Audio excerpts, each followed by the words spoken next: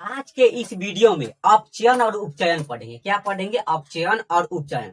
अपचयन और उपचयन दोनों मिल जाता है तो रेडॉक्स अभिक्रिया कहलाता है। ठीक है, क्या कहलाता है? अपचयन और उपचयन मिल जाता है तो रेडॉक्स अभिक्रिया कहलाता है। तो पहले अपचयन जान लेते हैं क्या होता है। जो अपचयन लिखकर डैश दिए, एक परिभाषा दिया गया है, पदार्थ में हाइड्रोजन की वृद्धि। कौन सी? पदार्थ में हाइड्रोजन की वृद्धि यानी हाइड्रोजन बढ़ जाएगा, या ऑक्सीजन का ह्रास होना, यानी पदार्थ में हाइड्रोजन की वृद्धि या ऑक्सीजन का ह्रास यानी ऑक्सीजन का कमी, कौन सी कहलाता है? अपचयन कहलाता है। ठीक है, अपचयन का क्या परिभाषा है? पदार्थ में हाइड्रोजन की वृद्धि तथा ऑक्सीजन का कमी यानी ह्रास को क्या कौन सी कहते हैं? क्या कहेंगे? अपचयन अभिक्रिया कहेंगे। ठीक है, अपचयन अभिक्रिया क्लियर है। अब पढ़ेंगे उपचयन।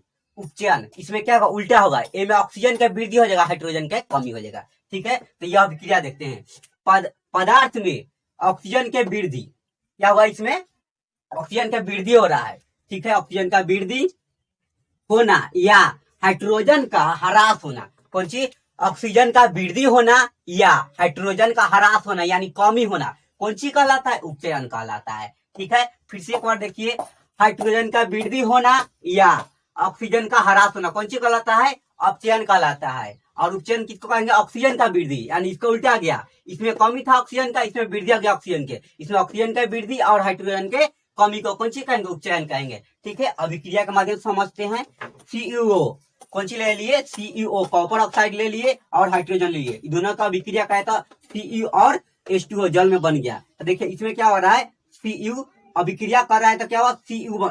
CuO यानी कॉपर ऑक्साइड अभिक्रिया करता है तो क्या बनता है? Cu यानी कॉपर बनता है। इसमें कौन सी हो रहा है? ऑक्सीजन के कमी हो रहा है। यहाँ पर देखिए ऑक्सीजन था, यहाँ पर ऑक्सीजन नहीं है, यानी कम गया ऑक्सीजन। तो ऑक्सीजन के कम जाता है उसको कौन सी कहते हैं? देखिए तो ऑक्सीजन के कमी वाला कौन है? तो देखिए ऑक्सीजन के ह्रास यानी ऑक्सीजन के कमी ये वाला है, तो कौन सी है? अपचयन। तो अपचयन अभिक्रिया लिख दिए। ठीक है, ये हाइड्रोजन है तो हाइड्रोजन की अभिक्रिया कराते तो क्या बनता है? H2O बन जाता है। ठीक है, H2O यानी जल बन रहा है।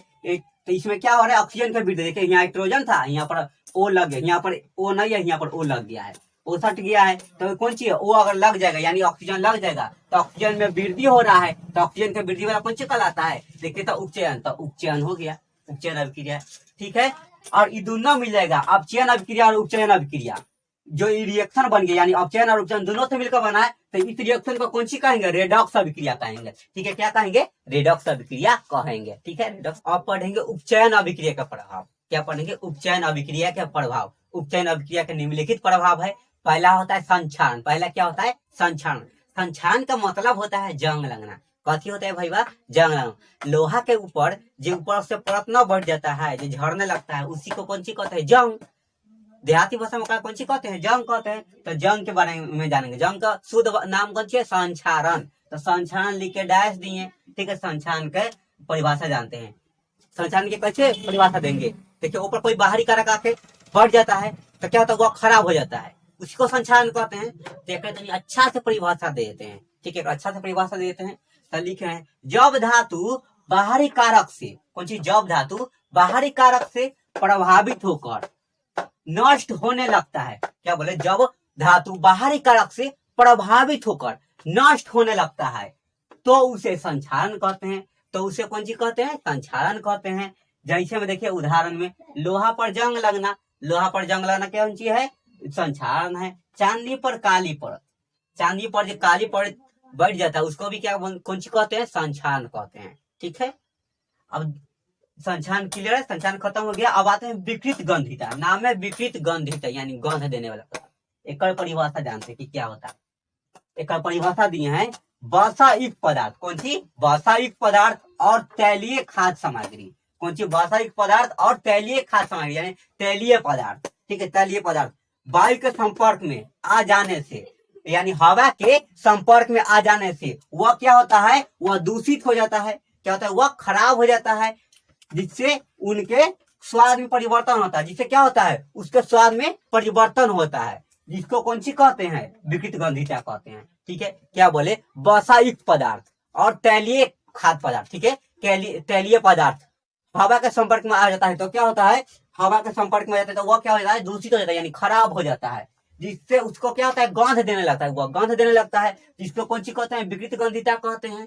ठीक है, तो अगला पॉइंट में आते हैं। नेक्स्ट टॉपिक है तापमान के आधार पर रासायनिक अभिक्रिया के प्रकार। क्या पढ़ेंगे, तापमान के आधार पर रासायनिक अभिक्रिया के प्रकार। तो तापमान के आधार पर रासायनिक अभिक्रिया दो प्रकार के होते हैं। कितने प्रकार के होते हैं, दो प्रकार के होते हैं। एगो होता है ऊष्माक्षेपीय अभिक्रिया, एगो होता है ऊष्माशोषीय अभिक्रिया। कौन होता है, एगो ऊष्माशोषीय अभिक्रिया, एगो ऊष्माक्षेपीय अभिक्रिया।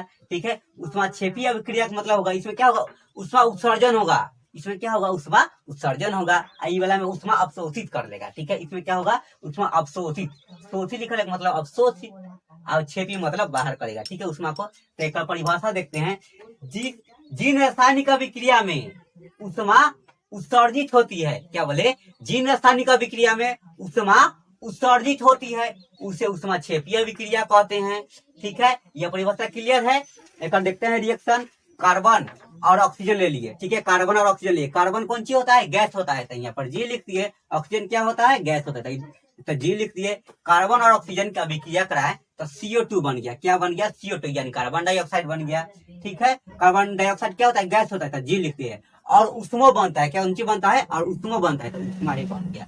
ठीक है, यह क्या हो रहा है, उष्मा उत्सर्जित हो रहा है। ठीक है, यह उष्मा क्या हो रहा है, उत्सर्जित हो रहा है। ठीक है, और दूसरा है ऊष्माशोषीय अभिक्रिया। ऊष्माशोषीय अभिक्रिया दें, पढ़िए क्या है ये, जिन रासायनिक अभिक्रिया में ऊष्मा अवशोषित होती है। क्या डिफिनेशन है, जिन रासायनिक अभिक्रिया में ऊष्मा अवशोषित होती है उसे ऊष्माशोषीय अभिक्रिया कहते हैं। ठीक है, एक परिभाषा याद है। ठीक है, इसका रिएक्शन देखते हैं, नाइट्रोजन और ऑक्सीजन का अभिक्रिया कराते हैं। कौन सी, नाइट्रोजन और ऑक्सीजन और उष्मा ले लेते हैं, तीनों का अभिक्रिया कराया था, 2NO बन गया। ठीक है, कौन सी बन गया, 2NO बन गया। ऊष्माक्षेपीय अभिक्रिया, सॉरी ऊष्माशोषीय अभिक्रिया यही है।